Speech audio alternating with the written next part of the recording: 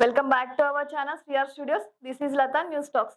మరొక interesting topic తో నేనైతే మీ ముందుకు వచ్చేసాను. ఈ రోజు మనం ఇండియన్ ఉమెన్ పవర్ గురించి అయితే డిస్కస్ చేసుకునే టైం అయితే వచ్చింది. భారత మహిళా క్రికెట్ జట్టు అత్యంత శక్తివంతమైన ఆస్ట్రేలియా క్రికెట్ జట్టు మీద విజయం సాధించింది.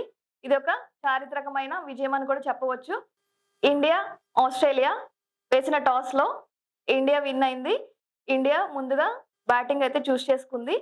ఈ బ్యాటింగ్ ఓపెనింగ్స్ ముందుగా స్మృతి మందన అలానే జమీమాతో ఓపెనింగ్ అనేది స్టార్ట్ అయింది. స్మృతి మందన 72 పరుగులతో తన ఇన్నింగ్స్ అయితే అద్భుతంగా చేసింది. ఫుల్ షాట్స్ అలానే కవర్ డైవ్స్ తో ఆమె అందరినీ ఉత్సాహభరితంగా చేసింది.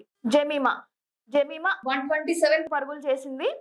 తను చేసిన 65 పరుగులు ఆ టీమ్ కి చాలా బలంగా అయితే మారాయి. హర్మన్ ప్రీత్ కర్ మధ్య ఓవర్స్ లో వికెట్స్ అనేవి ఎక్కువ పడుతున్నప్పుడు స్ట్రాంగ్ గా నిలబడి జట్టును నిలబెట్టింది. అమన్ జోత్కర్ లాస్ట్ 2 వికెట్స్ లో 22 రన్స్ చేసి స్కోర్ అనేది 280 క్రాస్ చేసేలా అయితే చేసింది. రేణుకా సింగ్ తన మొదటి 3 వికెట్లు తీసి ఆస్ట్రేలియా బ్యాటర్స్ కి అయితే చెక్ అయితే పెట్టింది. ముందుగా దీప్తి శర్మ కూడా మధ్య ఓవర్లలో తన బౌలింగ్ తో కొంచెం సేపు కుదిపేసిందని కూడా చెప్పవచ్చు.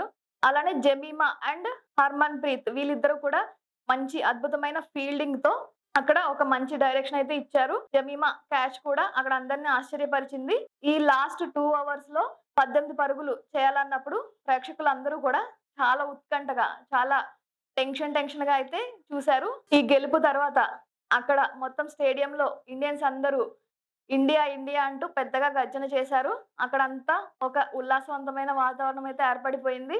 మాజీ క్రికెటర్స్ మిథాలీ రాజ్ అలానే జూలన్ గోస్వామి దీని మీద ట్వీట్ చేస్తూ ఇది భారత మహిళా క్రికెట్ కి ఒక టర్నింగ్ లాంటిది అని చెప్పేసి వీళ్ళైతే ట్వీట్ చేశారు. ఇంకా ప్రధానమంత్రి గారు, కొంతమంది సెలబ్రిటీస్ వీళ్ళందరూ కూడా మహిళా శక్తికి ఒక నిదర్శనం అంటూ కూడా వాళ్ళు ట్వీట్స్ పెట్టారు. మన దేశంలో మహిళలందరూ కూడా పట్టణాల్లో అలానే పల్లెల్లో అందరు మహిళలు కూడా ఈ విజయాన్ని సెలబ్రేట్ చేసుకుంటున్నారు. సో చివరిగా నేను చెప్పే కంక్లూజన్ ఏమిటి అని అంటే ఇది కేవలం ఒక క్రికెట్ విజయం కాదు, ఒక మహిళల విజయం. సో దీని ద్వారా మనకు అర్థమైంది ఏంటంటే ఒక నిబద్ధత, ధైర్యం, కృషితో దేన్నైనా సాధించవచ్చు అని అయితే ఈ విజయం తెలియజేసింది. సో మన విజయానికి మన కృషిని, ధైర్యాన్ని ఒక బాటగా వేస్తే సరిపోతుంది. మనం ఎలాంటి గోల్స్ నైనా రీచ్ అవుతాము. సో ఇప్పుడు అందరి చూపు ఫైనల్స్ మీదే ఉంది. భారత్ అయితే ఫైనల్కి వచ్చింది. ఫైనల్లో కూడా మనం విజయం సాధించాలని చెప్పి మనస్ఫూర్తిగా కోరుకుందాము.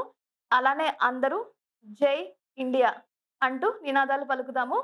డెఫినెట్ గా మీరు ఈ మహిళల శక్తి గురించి, ఈ మహిళల క్రికెట్ గురించి అయితే డెఫినెట్ గా కామెంట్ సెక్షన్ లో తెలియచేయండి. ఇంకా వీడియోని లైక్, షేర్ అండ్ సబ్స్క్రైబ్ చేయండి. మరొక ఇంట్రెస్టింగ్ టాపిక్ తో నేను మళ్ళీ మీ ముందు ఉంటాను. This is Latha signing off CR studios.